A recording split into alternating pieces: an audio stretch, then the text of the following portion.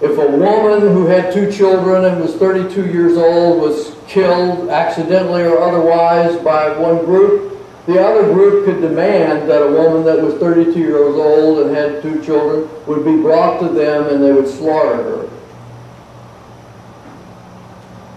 That was the way life was.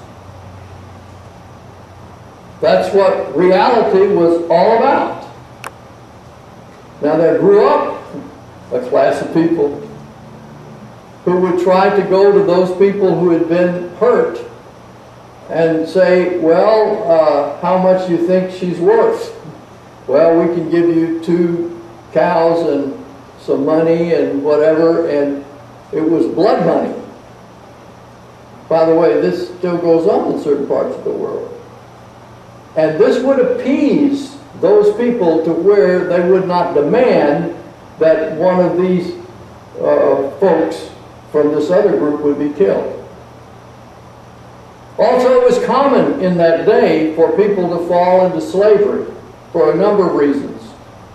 If they were in debt, the person could take them as a slave and force them to work off their debt, although sometimes it was impossible to do that. If bandits captured you, you could become a slave. If you were kidnapped. It was not unlikely that you would spend some part of your life as somebody's slave. And again, there were rules about this. That if you were indebted to someone, then it was an obligation of your tribe or your family to go and try to offer, if you had it, the money to satisfy the debt to release your family member. Because you remember when we talked about shame and honor, that was a very big part of the society. You did not want to shame your family. You wanted to bring honor to it. And so to release somebody from slavery brought honor to your group. It was important for people to go and seek ways of establishing people back in their families from slavery. And all of this was an important business for mediators. And here comes this strange fellow with a message that God does not demand sacrifice. That God does not demand revenge.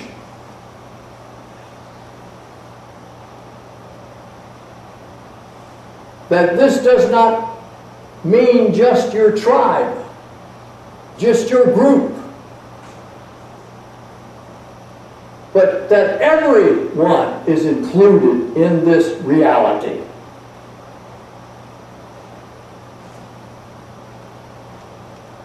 And what this God desires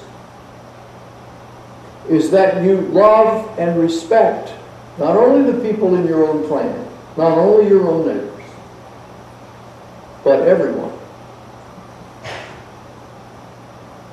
And you can choose to live in this reality and not that one. And out of it you can create a whole new world that is already there, that belongs to God. And you enter into this reality through faith. And you choose to live out of this reality in your intention and your relationship with God. My goodness. You can see why Jesus was considered to be an ontological revolutionary. That is, Jesus presented a way to change the ground rules of beings. A new way to think about life.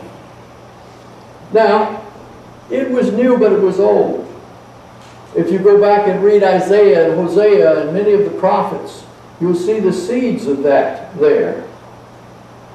And there was always this push back and forth in Judaism between an angry God that demanded sacrifice and a God of love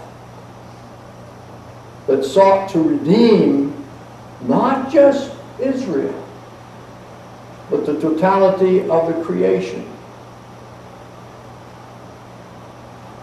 Jesus' announcement changed everything.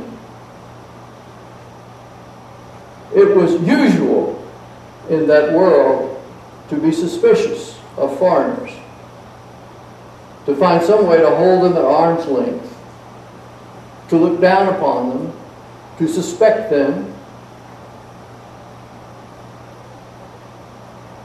and people that were not of your immediate group, to be suspicious that they may not have your best interest in mind. And so there was all kinds of social ways built up to where you could keep them at arm's length. And you could do it in good conscience because you were living properly.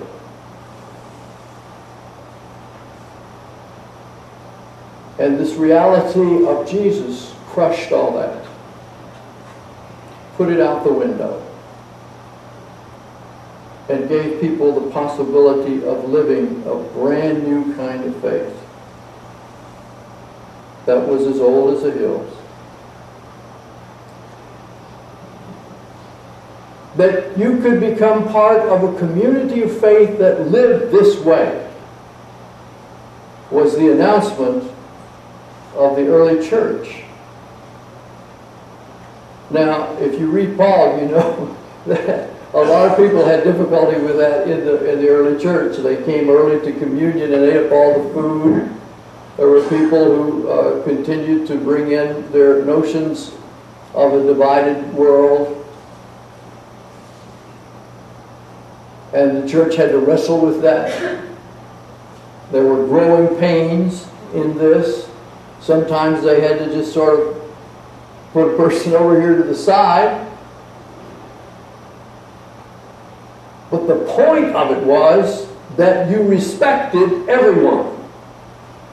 That you dealt with everyone in honor. Even your enemies. Those who would come to do you harm, that would come to hurt you, you would live toward them in respect and honor. You would pray for them. You would seek to be reconciled with them. And the way of that reconciliation was justice. That you sought in being reconciled to God to find justice for everyone.